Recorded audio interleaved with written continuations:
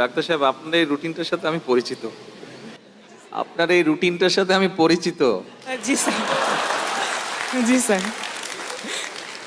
সপ্তাহে 6 দিন, অবশ্য বলা যায় 7 দিনও আমিও কাজ করি। আপনার প্রতিমন্ত্রী বলছে এবং আমাদেরকেও করান। চেষ্টা করছি ওনাদেরকে করানোর জন্য, এখনো পুরোপুরি আমি সাকসেসফুল হতে পারিনি। আসসালামু আলাইকুম। বৃষ্টি স্নাত প্রভাতের এই আনন্দমুখর পরিবেশে সকল গুণীজনদের মাঝে আমার কিছু ভাবনা উপস্থাপনের সুযোগ দেবার জন্য আন্তরিক কৃতজ্ঞতা জ্ঞাপন করছি। আমি জুহার ইসলাম শরণ, K80 ব্যাচের একজন শিক্ষার্থী। মাননীয় প্রধানমন্ত্রী, আমাদের বর্তমান MBBS কোর্সে আমরা সাবজেক্ট বেস পড়াশোনা করে থাকি, অর্থাৎ এক এক ইয়ারে এক এক সাবজেক্ট। কিন্তু বিশ্বের উন্নত দেশগুলোতে তারা মডিউল সিস্টেম ফলো করে থাকে। এই মডিউল সিস্টেমের আওতায় প্রতিটি MBBS কোর্সকে তারা বিভিন্ন মডিউলে ভাগ করে থাকে, যেমন শুরুতেই ফাউন্ডেশন মডিউল, তারপর কার্ডিওভাস্কুলার মডিউল, রেসপিরেটরি মডিউল ইত্যাদি। অর্থাৎ যখন একটি মডিউল চালু থাকবে তখন যদি আমরা ধরে নিই, যেমন কার্ডিওভাস্কুলার মডিউলটি যদি চলমান থাকে, তখন একজন স্টুডেন্টকে শুধুই কার্ডিওভাস্কুলার সিস্টেম সম্পর্কে পড়ানো হবে, যেটার পড়ানোটা শুরু হবে অ্যানাটমির একদম বেসিক স্ট্রাকচার থেকে এবং শেষ হবে মেডিসিন সার্জারির মতো ক্লিনিক্যাল অ্যাসপেক্ট দিয়ে। এভাবে একটি বিষয় সম্পর্কিত যখন বেসিক, প্যারাক্লিনিক্যাল এবং ক্লিনিক্যাল সাবজেক্টের একটি সুন্দর সমন্বয় ঘটে, তখন পড়াটা হয়ে ওঠে আরও কার্যোপযোগী। এভাবে একটি মডিউল সম্পন্ন করার পরে মডিউল ফাইনাল হবে, যেখানে গুরুত্বারোপ করা হবে প্র্যাকটিক্যাল নলেজ আর স্কিলের ওপর, যেখানে বর্তমানে আমরা দেখি যে গদবাঁধা মুখস্থ ভিত্তিক কিছু প্রশ্নোত্তরের উপর আমরা গুরুত্বারোপ করে থাকি।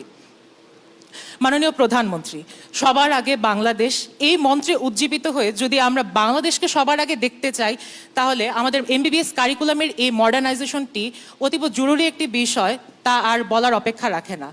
তাই মাননীয় প্রধানমন্ত্রীর কাছে আমার অনুরোধ থাকবে এই বিষয়টি বাস্তবায়নের জন্য যথাযথ উদ্যোগ নেবার।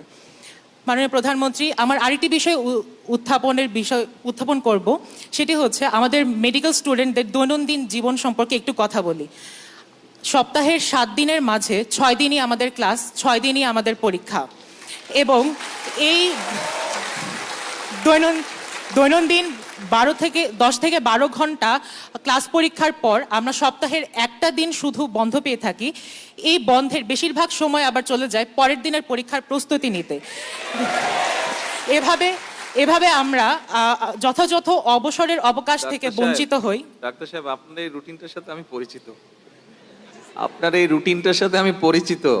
জি স্যার, জি স্যার।